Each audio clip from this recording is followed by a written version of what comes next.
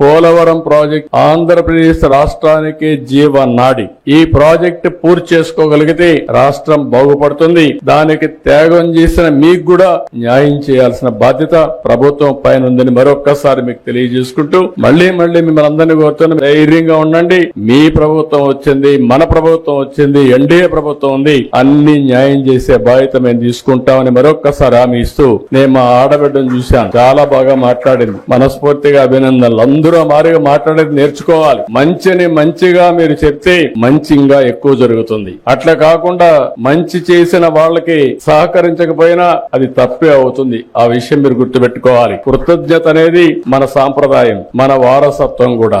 ఈ రోజు మీరు చూస్తే ఏ ప్రభుత్వం కూడా 5 ఏళ్లు పరిపాలించిన ప్రభుత్వం ఒక పైసా ఇవ్వకపోతే వచ్చిన 9 నెలల్లో ప్రాజెక్టు కట్టడమే కాదు, పునరావాసం చేయాలి, బాధితులను ఆదుకోవాలని 828.25 కోట్లు ఎక్కడ ఒక పైసా అవినీతి లేకుండా, దళారీ వ్యవస్థ లేకుండా మీ అకౌంట్ లో డబ్బులు వేసిన ప్రభుత్వం ఈ ప్రభుత్వం అని చెప్పి నేను మీకు తెలియజేస్తున్నా. ఇది ఎల్లప్పుడూ కూడా మీరు గుర్తుపెట్టుకోవాల్సిన అవసరం ఉంది. ఇప్పుడు దళారులు లేరు, మధ్యవర్తులు లేరు, దొంగలు లేరు, మోసాలు చేసేవాళ్ళు లేరు, మాయ మాటలు చెప్పే వాళ్ళు అసలే లేరు. చేసే పని చెప్తాం, చెప్పడమే కాకుండా చేసి చూపిస్తామని మరొక్కసారి మీ అందరికి హామీ ఇస్తూ ఆ రోజు మొదటి దశలో భాగంగా 49 పునరావాస కేంద్రాలు 2025కు పూర్తి అవుతాయి. ఇంకో పక్క ఆ రోజు కట్టినటువంటి ఇండ్లు కూడా మధ్యలో ఆపేస్తే దానికి కూడా రేట్లు పెరిగిపోయి అదనంగా భారం పడే పరిస్థితికి వచ్చింది. ఏదేమైనా 49 గ్రామాలున్నాయి, 17,717 పీడీఎఫ్లున్నాయి. ఇవన్నీ కూడా ఎంత తొందరగా వీలైతే అంత తొందరగా చేయడానికి ముందుకు పోతాం.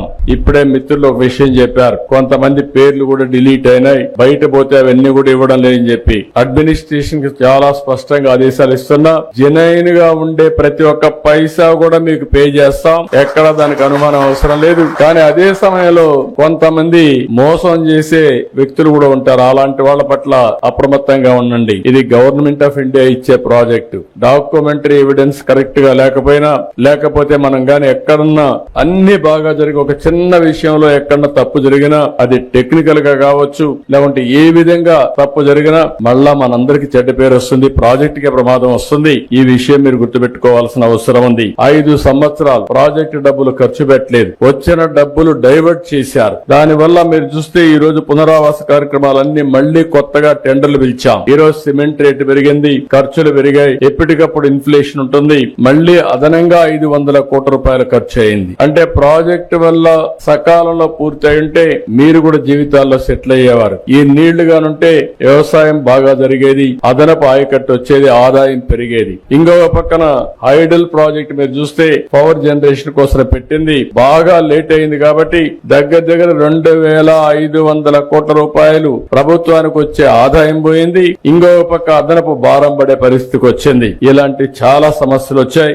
ఏదేమైనా ఒకటే హామీ ఇస్తున్నా, 2027కి పునరావాసం పూర్తి చేయాలని ఒక సంకల్పంతో ముందుకు పోతున్నాం. కానీ వీలైతే ప్రాజెక్టు నీళ్లు వదిలిపెట్టే ముందే మీ అందరికీ పునరావాసం ఇచ్చి తర్వాత ప్రాజెక్ట్ నీళ్లు వదిలిపెడతామని కూడా నేను మీకు తెలియజేస్తున్నా.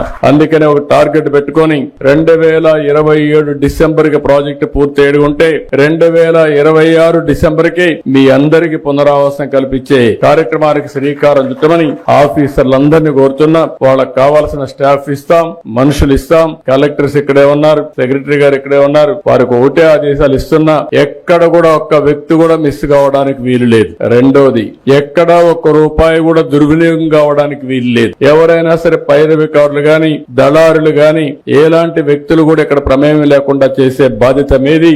ఇంకొక విషయం కూడా మీరు గుర్తుపెట్టుకోవాల్సింది, వీళ్ళందరికీ పునరావాసం కల్పించిన తర్వాత కూడా మనకు బాధ్యత ఉంది. వీళ్ళొక